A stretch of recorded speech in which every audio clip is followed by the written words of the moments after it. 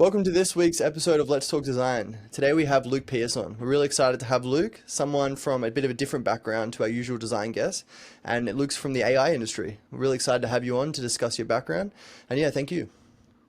Thank you, Roman. Really happy to be here. Yeah, maybe just to get started, you want to chat about your background in AI and how you moved into this career, because I understand that you came from a different career previously. Yeah, absolutely. It's a bit of a long story, so I'll give you the shortened version. But essentially, I graduated from college back in 2021 from Virginia Tech with a degree in supply chain. So, and at the time, COVID was going on, so the job market was actually pretty good in that industry. But at the same time, I wanted to kind of take a go at entrepreneurship and start my own thing before I took a leap into a career. So I ended up starting out with a marketing agency. That was my first business, and then I stopped doing that around 6 months after I started. And that's when I got into building out automations. Because actually, I kind of failed at that first business because I spent so much time creating automations in the systems for clients that I didn't have. So that's where all my time went when I was doing that business. So I realized that that's really what I love to do. So I was working in Go High Level, Zapier, a couple of other no-code, low-code platforms. And then I really just started freelancing, working with different companies, building out automations for them. And then I landed on creating Boom Automations as an agency to kind of take that leap up from being a freelancer. And so that's what I've been doing the past handful of years. And then the natural kind of progression from automation was AI, right? Because AI at its core really is automation. So a lot of our clients over the past 12 really started around 18 months ago when clients really started to ask for AI workflows. You know, can you put ChatGPT or OpenAI into this workflow? What can we do here, right? So it kind of naturally progressed from using Zapier, Make.com into okay, now we're going to start building custom GPTs. Now we're going to start building, AI, no code, low code platforms rather than using like Airtable, just because it was where everything was going and it's what clients wanted. So we kind of naturally progressed into the AI space, and that's essentially what we offer now to our clients, with still using, if we don't need to use something built in Supabase or Lovable, we'll just use Airtable. We could still use that for workflows. It's still a great platform. But our core service really is that AI transformation and automation part of it. That all makes sense. Yeah. Yeah, I mean, it's definitely an interesting career. I feel like the industry's just exploded. I was actually looking into it myself at one point. But yeah, it does seem like this just out of the blue, the AI industry has exploded, especially towards automation and building custom GPTs and things like that. I suppose when you're looking at it from the outside, it seems like it's almost impossible for someone who doesn't come from like a heavy coding background to get into AI. But yeah, when you start to look into it, there's actually a lot of opportunities for, as you were saying, low code or no code. Like especially with Zapier and different platforms like that. Even like I haven't got into that yet, but I've been using, the paid version of ChatGPT and stuff at work, and you can do a lot even with that now, like with different, built-in automations that you can do through that, connecting to like Google Drive and emails and things like that. It's pretty amazing how quickly AI has come. Yeah. Yeah, absolutely. And that's really I post about this a lot, and that's really one of the biggest value adds right now. A lot of the stuff that you see in like the viral posts are these crazy N8N workflows. They have like 100 different nodes, which a node is each step in a workflow. So if you see a screenshot of N8N, each one of those little boxes is a node. So you see these crazy workflows, right? And really, like what they are over complicated automations. And the biggest value add in AI right now, in my opinion, and again, I post about this a lot, are those simple builds with like custom GPTs, right? With one custom GPT, you can reduce a process down 95%, a process times down by 95%. So if I'm like, for example, we create a lot of proposals at Boom Automations, right? What I can do with a custom GPT before AI, you had to take a client meeting, you had to take your products, you could create a template for proposals. You still have to type it up, make it custom to the client, make it look good, put the client's logo in. Now with AI, it still would take not with AI. Without AI, it would still take 1 to 2 hours to create a really nice proposal. But with a custom GPT, you can reduce that process time down to a minute, right? You upload the client call, you have a custom GPT that's trained on all your past proposals, creates everything for you, timeline, implementation plan, strategy, so on and so forth. So really, depending on what the process is, you can still tackle a lot of time constraints and high leverage points with something simple like a custom GPT. Mm. So that's a great point. Yeah, it is interesting. There does seem to be a great deal of polarity at the moment in the industry, where on one hand you've got people really willing to accept, the technology, like not even necessarily at an early adopter stage now, like it's coming, almost into mainstream adoption, and then on the other side you've got people who are very hesitant and don't want to, have anything to do with it.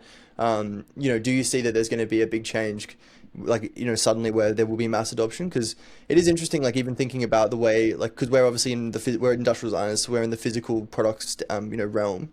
And even in our, like you see nostalgia come back into products so much where people actually want something that's not necessarily as technologically advanced because they feel some like more of a human connection to it. And then AI is like, I see there's still being a place for a lot of these, more tangible services. Like even, you're talking about sort of like sales calls, I'm guessing, things like that. There probably will still be a place in a way for just, we're a company that only uses physical call centers. Like it doesn't make any sense from like a economy perspective, but as far as like there probably would be some need for that in the future, I'm guessing. Yeah, absolutely. That's another great point. I think the pendulum obviously will swing and continue to Mm, swing pretty far into the AI space, I guess, where a lot of services will be replaced with AI, and I think there will be a pendulum swing back to that human touch. I think sales, it's going to be tough to replace sales process with AI in the short term future, I would think, because people do want that human connection. The one mm, thing that I will say specifically with something like call centers is that once the customer experience reaches a level where it outperforms speaking to a human, and the customer mm, experience is good. When you look at something like Tesla, right? When Tesla launched, a lot of people thought, oh, electric cars, it's not going to work, um, so on and so forth. Whatever the objections were to electric cars, but then you get into a Tesla and you drive it, and the mm, experience of driving a Tesla is great. The actual mm, experience, you notice that it's not a gas vehicle, but it goes 0 to 60 miles an hour in 2.9 seconds, whatever it is. Crazy fast car. It's fun to drive. Not saying that I speed and stuff, but what I'm trying to say is once that experience outweighs um, the the opportunity cost of having a human doing it and the customer mm, experience is better, that's when it really will fully take over. I think that will happen Mm. at some point with something like call centers. But with sales, like B2B sales specifically, or even B2C, mm. knocking on doors to sell solar panels, things of that nature, that'll stick around, I think, absolutely. Yep. Yeah. It's one of those things where it's an unknown and people don't like change or the unknown. So actually exploring that is a bit of a scary process for some people. So I think AI coming in like this and all technology nowadays as well, it's people have to experience it for themselves before they can trust it. Mhm. Absolutely, another great point. And I think that'll continue to take time as well. And Mm. there's also the fear of being replaced by AI and everything. Yeah. And it's definitely a valid concern. I think right now no one really knows where everything is going to go. Mm. At the end of the day, we're all humans figuring it out, together how this is going to all play out. Um, but yeah, I think the most important thing is to take advantage where you can of these new tools. If it's in your job, whatever you do for work, if you think that your job will get replaced, try to upskill and learn these skills so Mm. that you become more valuable to businesses. That's really the main message I think to counter those fears right now. Mm. Yeah, definitely. Um, there's I don't know if you've seen, but recently there's been a thing released by Samsung called um, it's like the Home Bully, and it's like a AI companion. Almost like, you know how you can say "Hey Siri" and it comes up on iPhone and it gives you prompts and suggestions and things. It's kind of like that, but it's a physical robot that moves around your house, and it's almost like these electric vacuums that go around and on automation. Now, do you think AI will become more of a like a companion tool to people in the future? I don't know, honestly. I would like to say no, but Mm. with everything that's where society's going, I could see it happening. I think Yeah. there was another, I haven't seen that product specifically, but I did see, and it sounds interesting. I'll have to look it up. I Mm. did see another one called Friend. I don't know if you've seen that Mm. one, friend.com. Yeah.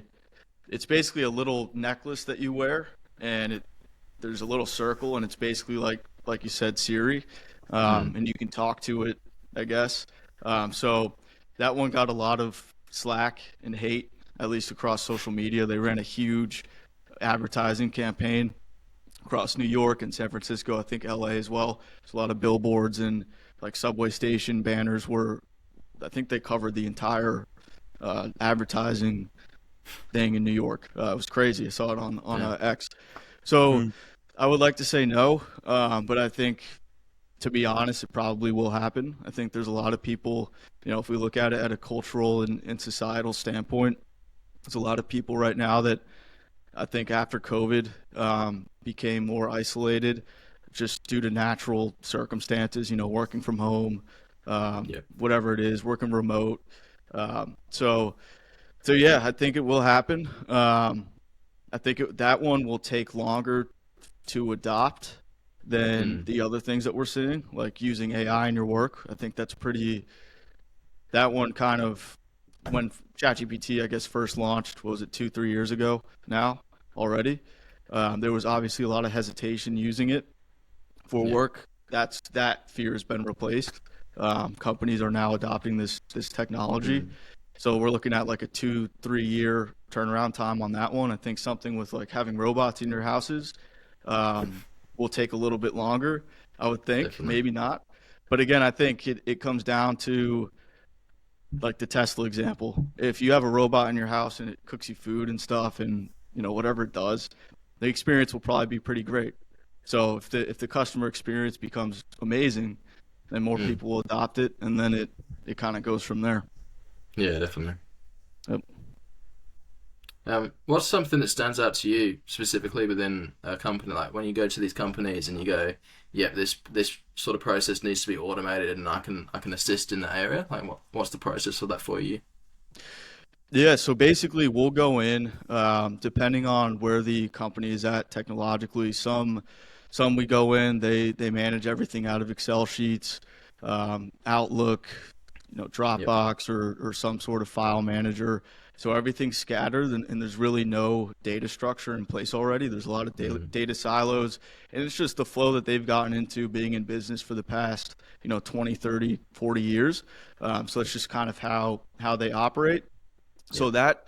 that kind of company, if we go in and they have that, it's a big opportunity because you can start from zero almost, Mm. where you can take a look at all the processes, you can map everything out, how data moves, what are they serving clients, is it a financial company, whatever business they are, we can take a look at all of their processes, meet with stakeholders, then we map everything out for them. And a lot of times they don't have that either, so that alone is a really helpful step. And Yeah. after doing so, that's how we're able to identify, the opportunities for AI. If anything's Mm. repetitive, anything like proposal creation, like I mentioned earlier, creating a custom GPT for that, reducing process time by, 95%. Anything we can do in that regard, we'll map that out we'll layer that on top of the current workflow. Yep. So it's easy to see what we're going to do, and then we prioritize each automation that we're going to build out and what will save the most time and what's easiest to hand off. And then we create an implementation plan, which will be anywhere from 8 to 20 weeks. That's a good ballpark overall of how it's going to take how long it's going to take to really transform operations with Mm. AI and automation. So yeah, some companies they essentially, they're stuck in their ways and processes. It's Excel, data silos. So that's a clean opportunity. Some are already using Monday.com or like Asana, Airtable even. They might have a Zapier account set up. They might already have some automations running. So that's where we go through the same process, but sometimes it's a little more difficult to undo stuff that's been built. So sometimes we'll scrap everything and start from zero. But yeah, that's essentially it. It's going in, it's meeting with all the stakeholders, mapping out all the workflows, identifying those opportunities, mapping them out on top of the old processes so it's easy to visualize, prioritizing the changes, what's going to give the biggest ROI the quickest, and then creating that implementation plan, which is part of the prioritization, but really getting that timeline in place, how this process is going to look. And then it's QA, after we develop something, we test it before we hand it off to the client. Yeah. And then we have ongoing optimization and changes, because with AI right now, like you guys probably know, there's something new launching every week, right? There's Sora 2 coming out. There's, Claude just released memory yesterday. So there's always something new in AI. So we like to be that helping hand as well. When something new launches, we know what's going on. We can recommend, should you guys implement this? Should you not? Is it important to you? We don't want our clients to even have to worry about that. We just come in and say, here's the opportunity with this new application. Here's what we can do with it. I guess here's what it would cost to implement. Would you guys like to move forward? And then we make our recommendation. So that's the kind of like the final step after we've done that initial implementation and built that relationship out, is be that SME and helping hand throughout these new launches within AI. Yep. Yeah.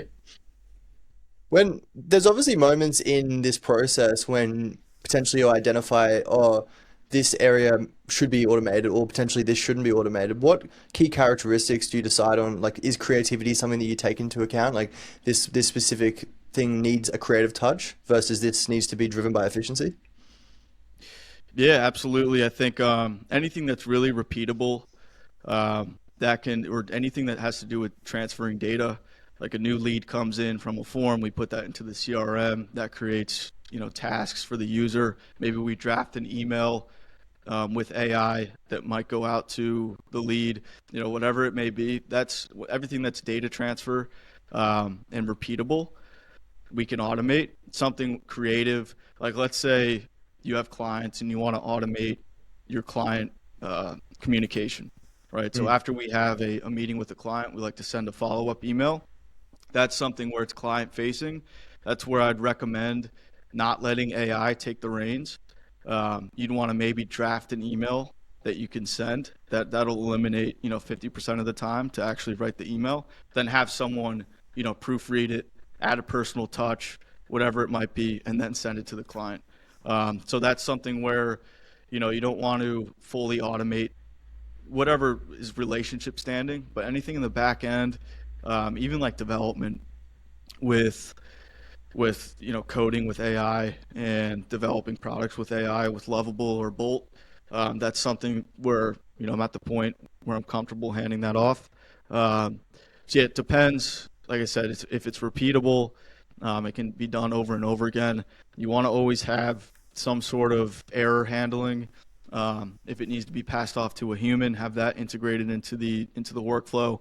Like if someone hits a website and starts chatting with your AI customer service bot, you always need to have some sort of human escalation component, so they don't get stuck chatting with an AI and never getting to the point, because that's going to burn the customer relationship, right? So there are those points. They're really those points of human contact or final client, if you're working with clients, final product for the client that you don't want to fully automate. So anything creative, I know you guys work in the design space. I'm sure that's something that's steered clear. We haven't really worked with a design company yet. We're automating or working, creating designs with AI. I guess I'm sure you guys even know more than I do about that. That's something where, I think you'd still want absolutely a human creating the final design Mm. for if it's a, Mm. you know, Yeah, I mean, obviously in our industry, design is one of those industries where there's a lot of conversation at the moment of how that will go with AI.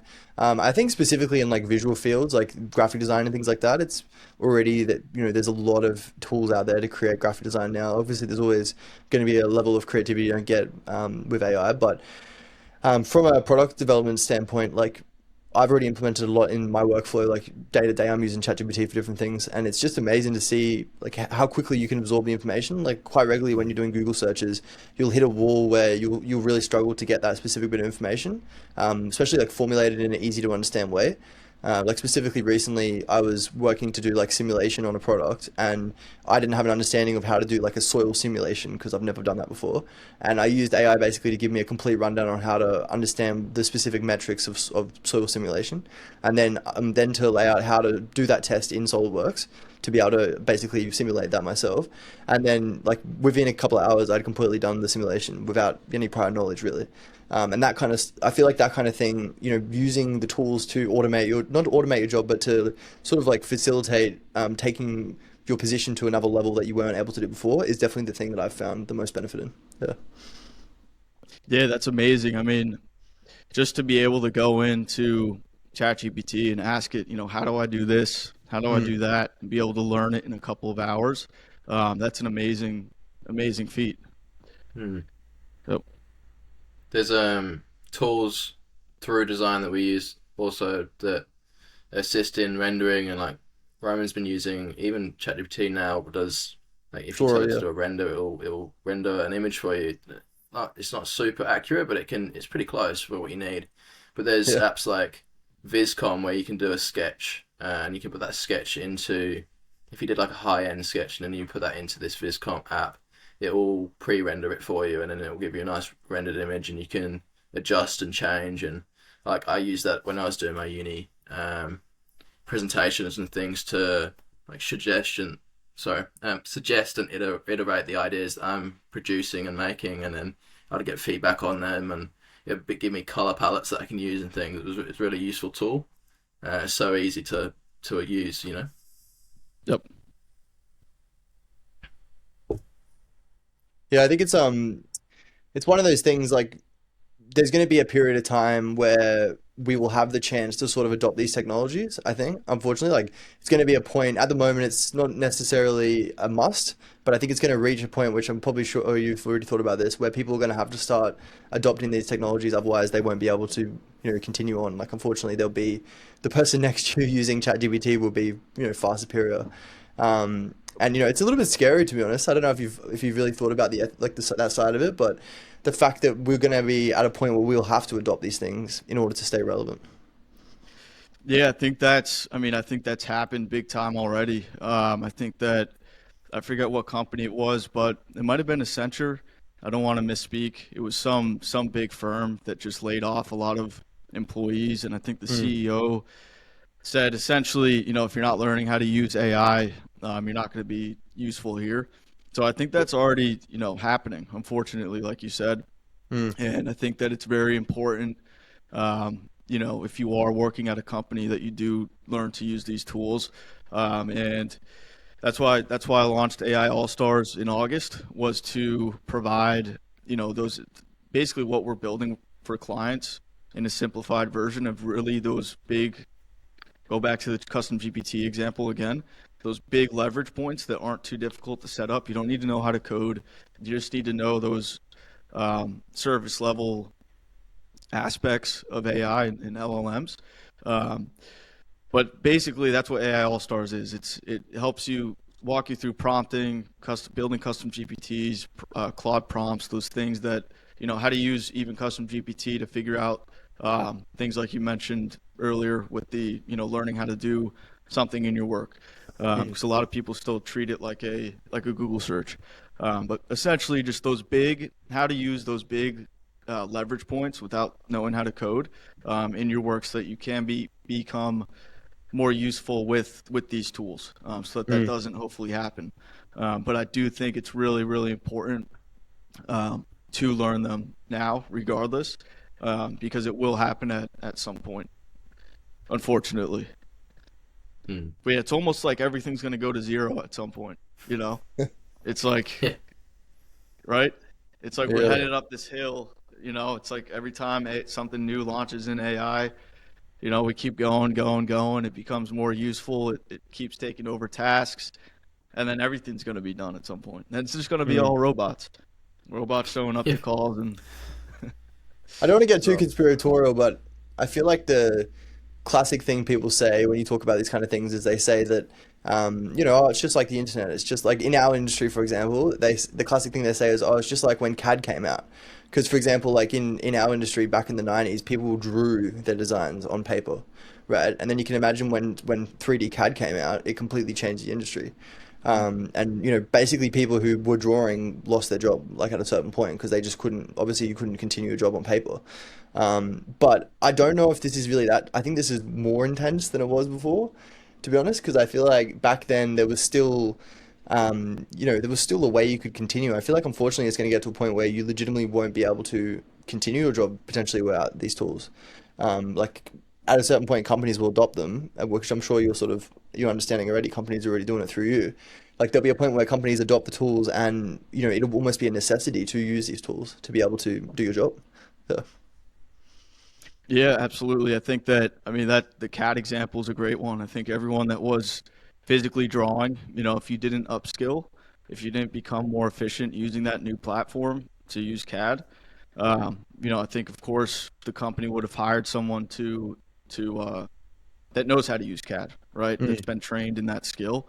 But like you said, this does seems more intense. It does, you know, if we're going mm, to be completely honest. So um, we'll see. Yeah, we'll see what happens. I think that, I think ChatGPT or OpenAI just hired, it was 100 to 200 analysts from Goldman Sachs and JP Morgan and a couple big financial firms to train.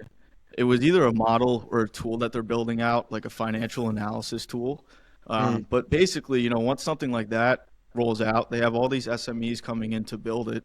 yep, What's going to happen to all the financial analysts that are at yep, these companies? What's going to happen across the board in that industry? And the answer is they're all going to have to find new work. It's like the mm, CAD example times 100. Um, so so yeah, I think that it's a great point. Absolutely, it's important to learn the tools and then just let the cards fall where they fall, become as mm, Mm. useful as you can, and then see how everything plays out. And at the end of the day, I mean, there's an opportunity, there's a chance that none of this will ever fully replace everything. There's mm. still a chance of that. It could be like Y2K when the internet was gonna go down or something. I'm not old enough to. I think I was like 4 when that happened. I think that was in 1999, 2000. Um, so yeah, there's a lot of uncertainty, a lot of fear. I think the best thing you can do now is just to learn these tools, like you said. Yeah, Yeah, definitely. definitely. To focus on that a little bit more, obviously you mentioned your education platform or your education company you've just started. What specific tip, if you could give someone, maybe they've been using ChatGPT a little bit, but they haven't completely adopted AI. What tips would Mhm. you give them of how they can just get their foot in the door and start adopting these and start learning these things? Yeah, it's a great question. I think you know use it every day. Set them time apart to do something new in the platform. Challenge yourself. Get rid of all the noise. Don't focus on anything other than these big companies and products that are out like ChatGPT and OpenAI. Just learn how to use that. That will solve 90% of your upskilling needs. There's a lot of these, and I made a LinkedIn post about this. I think like last week I saw this graphic on X.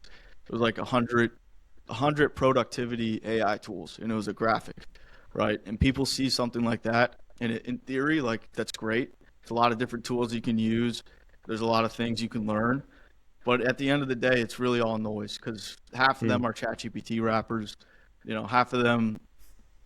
Half of them aren't going to help you in your day to day. So just focus on learning OpenAI, ChatGPT, or something like Claude. One or the other's fine. Then the next step is to learn something like N8N, which is becoming easier and easier to use. They just launched their AI builder. So you really don't have to drag and drop nodes anymore. You can just prompt how to build automations, what you want built, it'll build it for you, which that's the next thing too, is prompting. Maybe learn prompting before N8N. That's another Mm. big skill. Don't just Yep. go into ChatGPT and use it like a Google search. Learn different types of prompts that you can use to give it more context. Give it as much context as you can before clicking the send button, so you get the best answer back. Um, so yeah, I mean, I know that's kind of a long answer, but it's really like the core thing is just to focus on ChatGPT. Just learn that, and then you can do whatever else. Learn prompting and learn ChatGPT and OpenAI. Hmm. Do you find there's an element of like a gap, or a gap being filled by AI? So like these smaller businesses and there's large businesses, and these smaller businesses implementing these tools, and they're actually becoming at a more of a similar level to these larger businesses. Is that something that's occurring, or Just a gap in the knowledge of AI. like the industry gap? So the Okay. companies that are already quite big, and then the smaller companies that are trying to develop and get bigger, and then now they're implementing these AI tools. Is it bridging any gap, or are the big companies still achieving more successfully, sort of thing? Gotcha. Yeah, I think I haven't seen anything specifically with that yet, but what I will Yeah. say is I think that bigger companies will continue to get bigger. The smaller companies that don't become more efficient with these tools will get outpaced Yeah. with ones that do. I don't think we've had enough time yet to see that really play out, Yeah. but Okay. it's a great question, and I think at some point that will be very relevant. Yeah. Mm. Yeah. We have an example. We work for a company that supplies products to Bunnings, which is, I don't know if you probably know Bunnings, but Bunnings is basically like the American version of Walmart, I think. It's like a hardware specific Hardware store. store. They have like massive, it's the biggest hardware store in Australia. And yeah, they basically have implemented this new system. It's an AI system that goes through and tracks all the different products sold in the store, and basically makes sure that if a product isn't hitting a certain amount of sales targets based on its its little allocated size on the bay, it'll just basically immediately be cut. So, it's doing sort of research that no human could do constantly. And it's pretty ruthless. Like, you'll just, our company will lose a bay just out of the blue, because even though it's been profitable in the past, if it loses profitability for a couple of weeks, it's gone, so to get something else in. And I think, as sort of Ethan was saying, like, things like that are going to become more and more prominent, where there will be this almost, yeah, as you're saying, a gap. Like, if you're not a business where you're really implementing the latest technology and trying to stay up with the pace of these other businesses, big companies who have these AI tools will just cut your business out, and you won't have the capabilities you used to have. Yeah. Yeah, I didn't even know that was happening. Mm. That's a great use case too.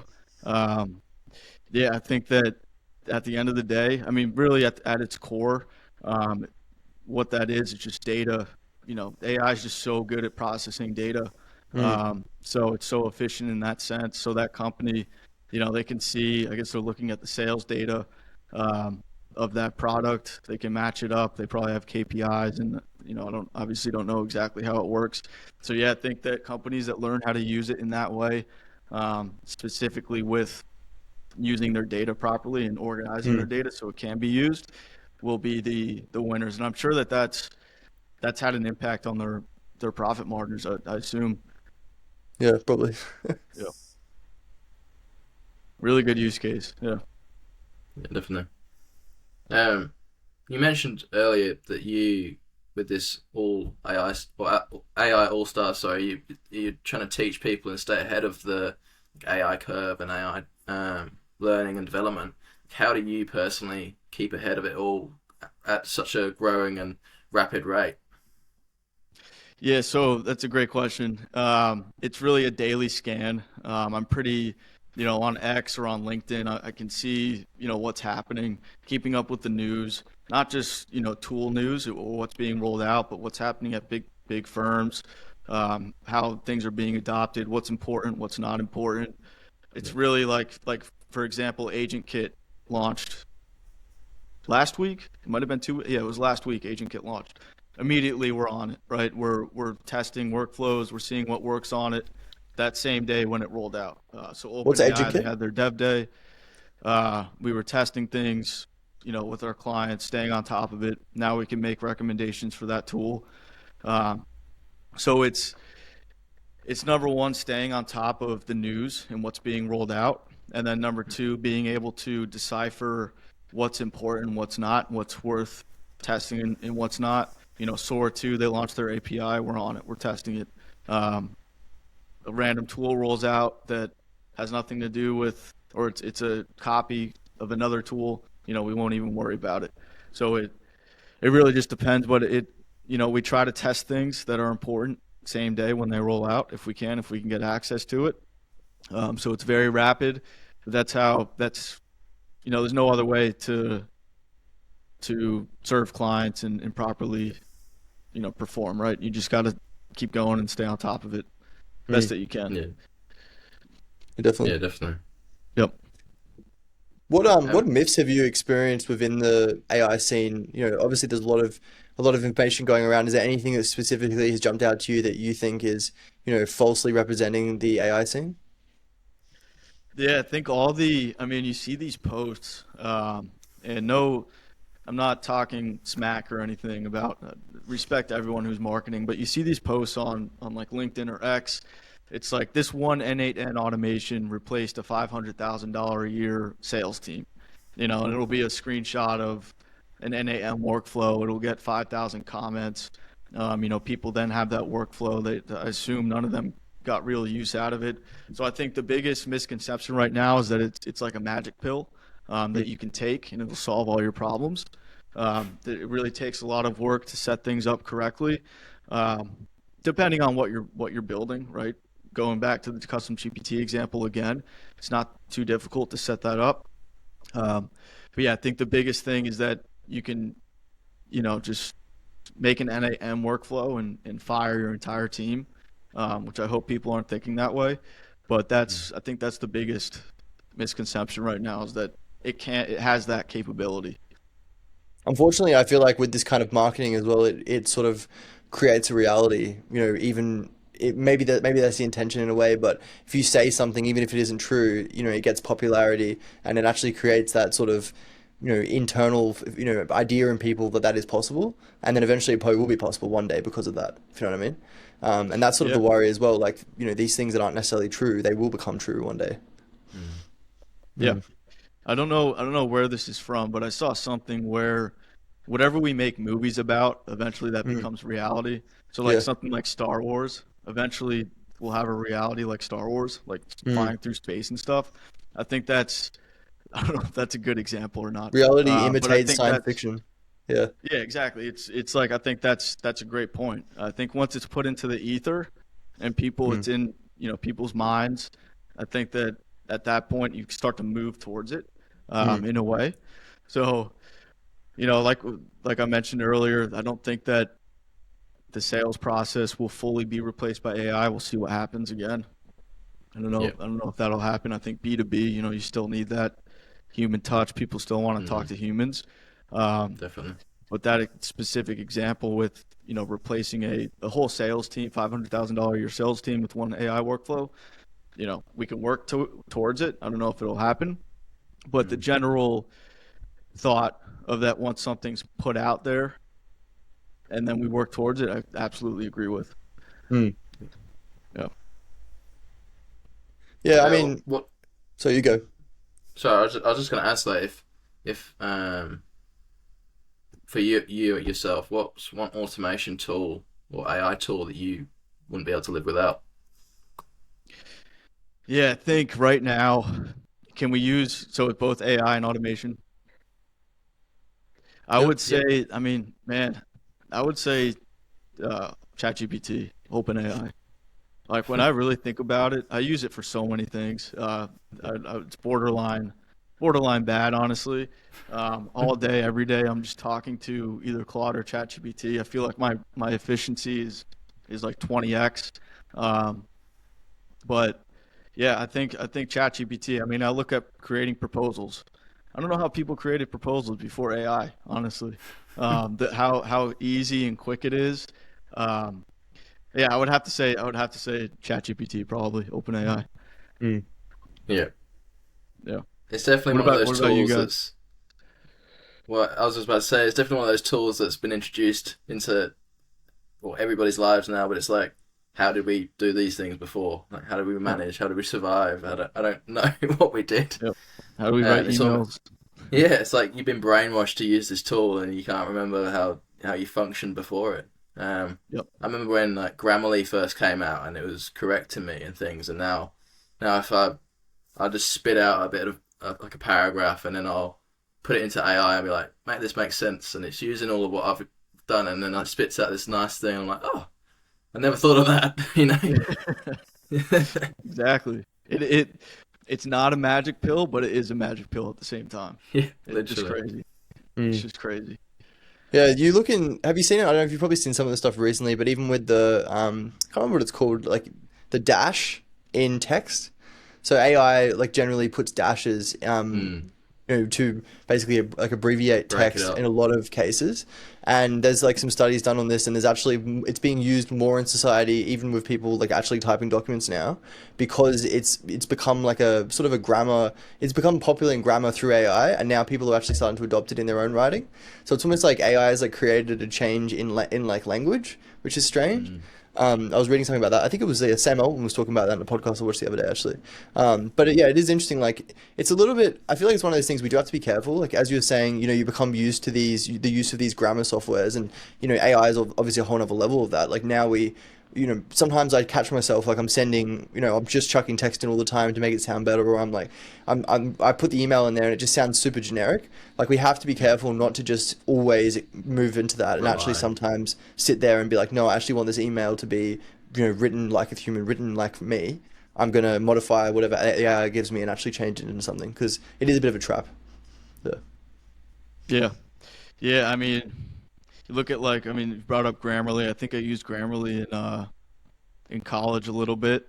I can't even imagine being in college right now, and Yeah. like with these tools available. And so yeah, you're absolutely right that you have to watch yourself to make sure that you're still using your brain, right? You're Mm, not just turned off like a zombie doing everything with AI as hard as it is. Obviously, you can't do everything with AI, especially with design and everything that you guys do. Um, but yeah, it's a great point, and it's tough to not fall into that sometimes. Mm. yeah, It's too definitely. easy. Yeah. That's it. What's next for you in the future of AI? Where's the biggest opportunity that you see right now? Yeah, I want to keep doing what we're doing, serving our clients and training people where we can. I think that, over the next 10 years, we'll stay in this lane. Want to continue, meeting people, networking, serving Yeah, value, or adding value where I can, in the space, and kind of hopefully be a navigator in some sense, as like I said, like as humans, as we're figuring this out, um, being a spokesperson on it, hopefully a thought leader, and speaking with conviction on what we're doing. mm, So it's just going to be what we're doing now, staying on top of tools, helping the market, adding as much value as we can, and then just seeing where I go from here. I don't have any grand plan. I probably should. I know a lot of people do. They have like 5-year plan, 10-year plan. Um, so yeah, I don't know if that was a good answer or not, but just keep doing what we're doing and let the chips fall. Yeah, definitely. yeah, Yeah, I mean, us in the design space, like in, industrial design is about solving problems for the consumer. It's about, whether it's physical, digital, whatever, it's about solving a problem in the world. And in a way, like what you're doing is similar. Like that's why I was actually interested in the automation side of it as well, is, you're automating people's lives, you're solving problems that people have, you're, solving pain points.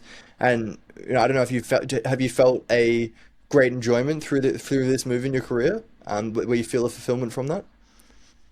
Yeah, definitely. It is really fulfilling, and I think that every time we hand something off to a client, you get that good feeling when it does make a difference, and it's a successful yeah, project. Especially if we're talking in business terms, as long as they see an ROI, it Mm. feels good. And then really with the education side, I would say that was even more fulfilling. We've done 3 boot camps now, 7-day boot camps, and seeing people come out of there and build and like learn and feel confident in using tools, that I could say is almost more fulfilling than the work we've done at Boom Automations the past handful of years, several years. But either way, I mean, absolutely have felt great about everything. And yeah, I'm looking forward to keep doing what I'm doing. Yeah, That's good. that's great. Thank you so much for coming on today, Luke. It's really great to have you come on and chat about your perspective in AI. And yeah, good luck with your new businesses. And yeah, I hope everything goes well for you. Awesome. Thank you so much, Rowan, for having me on. Thank you, Ethan. It was great chatting with you guys. Thank you, Great man. speaking to you too. Thank you.